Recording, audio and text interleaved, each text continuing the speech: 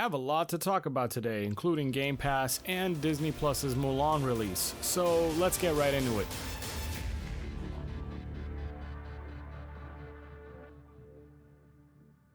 Sorry this video is coming to you a couple days later than my usual Saturday morning or Sunday morning release. I had a busy weekend this weekend. I actually picked up a new LG CX OLED TV and I am loving it, and I couldn't get myself to stop playing video games so I can make this video. But the first thing I want to talk about is the System Redux graphics comparison trailer. This video was really cool to see last week. It's nice to see how much better next-gen graphics are going to be compared to the current gen. If you haven't seen this video, definitely check it out on YouTube. I'll try to link a description below. The next thing I have to talk about is the stories going around about PS5 launch titles and the games lineup being the best one they have ever had. Eric Lempel, the Senior VP and Head of Global Marketing, said so in an interview with GameIndustry.biz. Now I know that that's his job and he's going to say whatever he can to hype up Sony and what they're doing with the PS5. But everything I've seen has actually led to me believing that this generation with the PS5 is going to be pretty damn exciting because they ended the PS4 generation with a lot of good exclusive titles, so why can't they just keep the ball rolling into PS5? So far we know Miles Morales is coming this holiday season, and with the Korean rating being given to Demon's Souls, it looks like that game is almost ready too.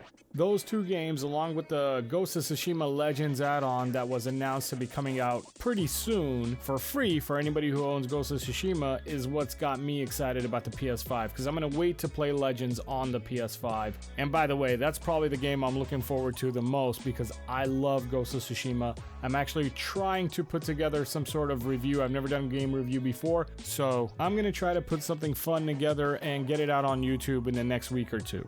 So yeah, the Legends game is something I want to experience on the PS5, so I'm going to avoid it on the PS4 if it comes out early, which I'm sure it is. And if you think about those games for the PS5 launch, Miles Morales, Demon's Souls, and the Ghost of Tsushima Legends add-on, I'm already more than happy for the content I will have available to me this holiday season. There will be more games like Godfall and others, but I'm not sure I'll be playing those. The only one that may come out this holiday season that I am very much looking forward to would be Kena Bridge of Spirits. As I've said before, that game could be amazing if the combat and gameplay are half as good as the visuals and animation. I know it's a cartoony looking game, but it's obvious to me that they nailed the whole next generation thing. It just looks so clean. Look at it. So if the combat is engaging and fun, and if the gameplay or the missions are fun and exciting, I think that game could be a beast. Okay, let's move on to the topic I've been dying to talk about. The Hop Chips event happened this last week, and we found out that the Xbox Series X is actually as powerful and as impressive of a machine as they are touting it to be. I wasn't surprised, and my mind hasn't changed at all. To be honest, I'm not even impressed anymore because we've known for months that Microsoft will be releasing a powerful and capable console this holiday season. I have been and will continue to be highly critical of Microsoft and the Xbox game studios. Not because I'm fanboying Sony or Nintendo for that matter, which I also enjoy playing, but because I have a different agenda. And no matter how much I try to explain to Xbox fanboys or even Xbox content creators what my agenda actually is, it seems they just don't understand. Like it's a little too complicated for them to understand, so I'm deciding to break it down for you guys. Like Mr. Miyagi used to have to do for Danielson. Wax on, right hand, make a circle. Wax off, left hand, circle. I am a gamer, and I consume video games with my hard-earned money way too often to keep my mouth shut when a company is not supplying me with a satisfactory product. Competition in any industry makes products better. With that said, I don't have any doubts that any Sony PlayStation fan should be thanking Microsoft for the PS5 being as powerful as it will be. I know what you're thinking, the first thing you should be thinking is, why would I thank Microsoft? Funny you should ask. Without Microsoft making the Series X, the PlayStation would only have to compete with the Nintendo Switch. Think about it. The PS5 could have just been some 6 teraflop machine with a normal SSD drive and a weaker CPU, and that would have been enough to outdo the Nintendo Switch and get us all to upgrade from our original PS4s, because I don't think there would have been a PS4 Pro without the Xbox One X. But because they have to compete with the mighty Series X, Sony had to figure out a way to boost the GPU to 10 point something teraflops and differentiate themselves by coming at us with the SSD on steroids, a DualSense controller, and innovations in audio technology with 3D audio and all that. That's what competition does. Since the Xbox 360 was beating the PS3, you can tell Sony shifted their focus to making better games so they can get more market share, and by the end of that generation, the PS3 kept delivering great exclusives and beat out the 360 in market share. After that, the PS4 may have also started a little slow, but they killed it with top-tier exclusive games for the last half of the PS4 lifecycle. Microsoft is way behind on that end, and the truth is they had a long time to right the ship. They keep missing the point if you ask me. Their exclusives fall short, and sometimes they just don't make the best decisions for games. Some games are perfect in the first person like shooters, but I would argue that if games like Sea of Thieves were in the third person, it would be more fun and offer more gameplay options as it pertains to mechanics and animation. It would be like the pirate version of Ghost of Tsushima. The sad part of this whole thing is that they are making a beast of a console, and then they're going to rely on third-party devs to make the best games for it. Look, think about it like this. PS5 has an ultra-fast SSD and some ray tracing capabilities, so they got Insomniac to make a flagship game utilizing those capabilities and showing it off to us at the show in June. Xbox, for as powerful as it is, only had one game to show us that was a huge AAA title, unlike Sony with Miles Morales, Ratchet & Clank, and Demon's Souls. Xbox only had Halo Infinite, and they couldn't even get that right. There was no ray tracing, and the graphics looked like they were being played on an Xbox 360 or the original Xbox One at best. It was embarrassing, and that's why they delayed it. They only had one game to get right, and they fucked it up. It's like all they care about is how much power the console has, and that attitude runs through their fan base and their content creators. When I argue with Xbox fanboys on Twitter, which yes, it happens quite often, take a look at this on your screen right now. Anyway, when I argue with these Xbox fans, all I hear about is the power and the Game Pass, and we're going to talk about both. But take a look at this guy who says our games, and I've heard this a couple of times already. We are more powerful, or our games are not that bad, or whatever it is. These people talk like they're a part of the company. This isn't a sports team you're a fan of, this is a tech company.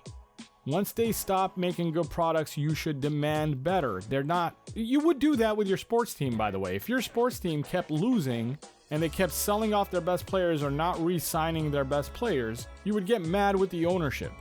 Dude, telling me you like the Xbox because it's more powerful than the Sony PlayStation is like telling me you like a certain sports team because their uniform or jerseys look better than the other guys. Look at the red, it's so bright on that jersey. Seriously? You should like a sports team because of the way the team plays, not because of how their shoes look or because their socks match their shorts or whatever. You should like a console because of the quality of the games and the experiences you're going to have playing that console. And if you think the quality of games on Xbox far outweigh the quality of games on the PlayStation, then there's hundreds of millions of people that disagree with you. Let's put it this way. A lot of Xbox first guys also buy PlayStations. Not a lot of Sony PlayStation first guys also buy Xboxes. Now let's talk about Game Pass. I've talked about subscription services before, and as always, I relate this back to an industry I know a lot about since I used to be in the production side of the feature film industry for almost a decade, working on films that most of you have either seen or at least heard about. Game Pass has been around since 2017. The only new exciting thing is that Microsoft exclusives are going to be released on Game Pass on release date. That's cool, except this might actually mean that Microsoft exclusives are actually going to get worse with smaller budgets. All the noise we're hearing from Xbox is about how accessible Game Pass is going to be. It's going to be everywhere, on PCs, on tablets, on phones, except for Apple devices. On smart toasters, Samsung dishwashers, so you can play Battletoads 2 and Halo Infinite in 2022 on your Samsung washing machine. They're making all this noise about power and accessibility, but I'm not hearing any big noise about games. I'm a gamer, not a techie. I want to hear about games. But the real problem is that subscription services are not a good breeding ground for top-notch quality content. They never have been. Project Power on Netflix this month and Greyhound on Apple TV Plus last month are not as good as movies made by Universal or Paramount for the big screen. They are made faster and with smaller budgets. It's different for TV shows and series like Stranger Things because regular shows and series are made for the same budget, so we're comparing feature films only for this argument. Movies for subscription services will always be a notch lower than the ones made for the big screen because they have no hope of making hundreds of millions of dollars on a subscription service like they do in theaters. So they're not going to invest as much money and time making them. I want to talk a little bit about Disney Plus's strategy with their new movie Mulan. Because theaters are shut down due to the worldwide craziness going on, production companies are trying to figure out if they should hold on to their movies and release them next year when theaters are open again, or try to be creative and release them sooner to audiences at home. Disney's strategy is that where they will still charge you $30 for the movie, but you have to be a Disney Plus subscriber to watch it. So now the question is that anti-consumer? I subscribe to Disney Plus and I want to see this movie. It's right up my alley. It's going to look great on my brand new LG CX TV, and now Disney wants me to pay $30 on top of the $4.99 I already pay them. Should I be pissed off and scream out anti-consumer? If this was a Netflix movie, I wouldn't have to pay any more money to watch it. What's up, Disney? Fuck you, Mickey Mouse, you rat bastard. No, I'm not pissed at all, actually, because if it was a Netflix movie, they would have known right from the start that this was going to be a movie coming to their service, so the budget would have been a lot lower than the $200 million that Disney spent making this movie. They would have had less drafts of the script, they would have had less time to rehearse, the special effects would have been a touch worse, and all those things would have added up to a movie that's a lot like Project Power, or the one they released earlier with Charlize Theron, The Old Guard. Not that great, just watchable. Dude, Disney can't be giving away this movie for $5 a month. You know, people would just pay the $5, watch the movie a couple times, then cancel their membership after they binge watch other things on Disney Plus that they'd want to watch. That's actually a problem in the industry that they're trying to solve right now.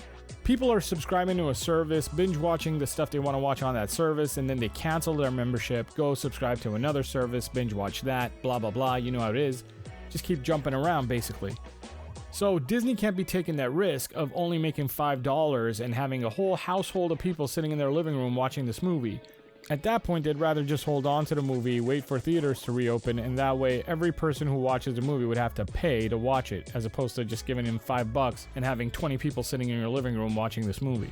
So they're going to charge you an additional $30 to watch the movie so they can hopefully make a profit. And if this strategy fails, you will probably not be seeing any more big motion picture movies being released again this way, so they'll all wait until the theaters open again next year or whenever it is. If Disney does make a profit close to what they would have made in theaters, then the floodgates are going to open, and I wouldn't be surprised to see movies like Top Gun or the next 007 movie just get released the same way and not wait till next year for theaters to open.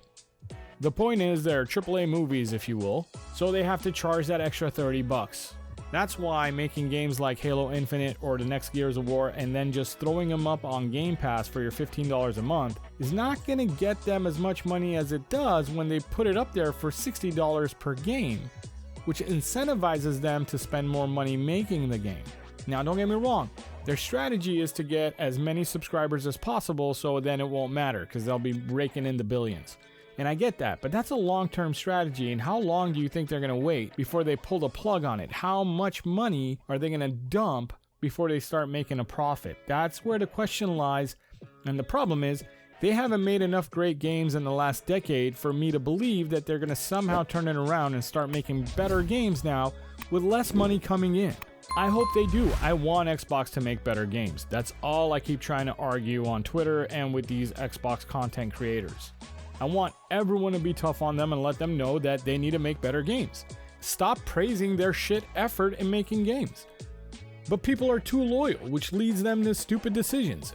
I don't get the infatuation with one company. It's a tech company, so I don't understand why if I say something like they need to do a better job, people on Twitter take it as if I just insulted their mother. It's stupid. An Xbox content creator said it best last week when he said, "At the end of the day, you can't fix stupid, right?" Yeah, I guess you're right, dealer, and probably I should stop talking about it and stop trying to get the Xbox community together so we can demand better games. I should probably leave it alone and let people just get what they deserve. More mediocre games, or games like Halo Infinite where it looks like trash and needs to be delayed. Think about it. The console looks great. Nothing's wrong with the console, but the game looks like trash. That's their whole weakness, making games, and they're proving it again. I don't want to talk about the power. I don't want to talk about the user interface. It's Microsoft. They make operating systems. That's what made them billionaires or trillionaires or whatever the hell inaires they are now, is the operating systems they make. So the Xbox UI better be the best in class, which it will be. I have no doubt of that. They need to learn how to make games. I was planning on talking about the DC fandom, but honestly, at this point, all I'm looking forward to is a new Batman movie, more than I'm looking forward to the games they announced. The Suicide Squad game might be good, but I'm not really into the Batman Arkham Knights Part 2 or whatever you want to call it. That looks stupid with no Batman in it. Oh, and also before I go, the winner from the contest last week is Overonator. Overonator. That's what it is. Overonator won, and I said it was going to be a $20 giveaway. I upped that to $25. So congratulations to Overonator. Contact me on Twitter, dude. I've been trying to message you on YouTube, and you're not replying. So contact me on Twitter, bro. DM me. Let's get this done. All right, guys. Thanks a lot. I will see you guys next week. Bye.